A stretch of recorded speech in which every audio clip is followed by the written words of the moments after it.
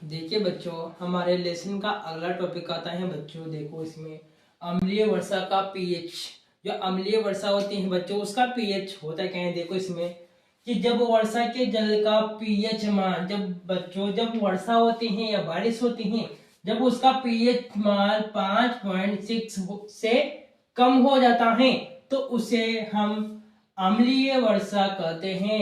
कि बच्चों जो वर्षा का जो पानी होता है या जल, उसका मान अगर 5.6 से कम हो जाता है तो उसे अम्लीय वर्षा कहते हैं। एग्जाम में क्वेश्चन आता है कि बच्चों की अम्लीय वर्षा किसे कहते हैं, तो आपको लिखना क्या है कि जब वर्षा के जल का पीएच मान 5.6 से कम हो जाता है तो उसे अपन अम्लीय वर्षा कहते हैं।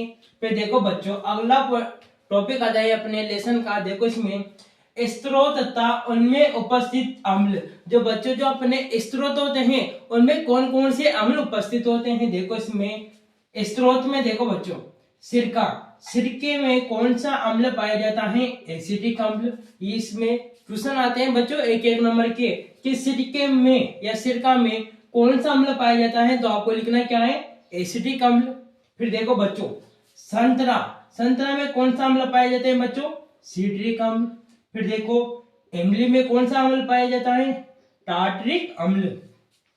ये अब आपको याद करने हैं। फिर देखो टमाटर, टमाटर में कौन सा अम्ल पाया जाता है बच्चों, ऑक्सैलिक अम्ल।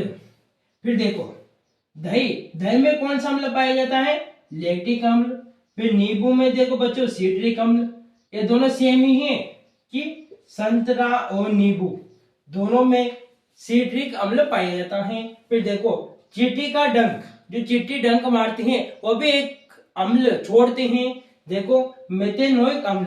फिर देखो बच्चों नेटल का डंक, नेटल के डंक में भी मेथेनोइक अम्ल पाया जाता है। ये बच्चों अपने स्रोत तथा उनमें उपस्थित अम्ल वाला टॉपिक खत्म होता है बच्चों। ओके।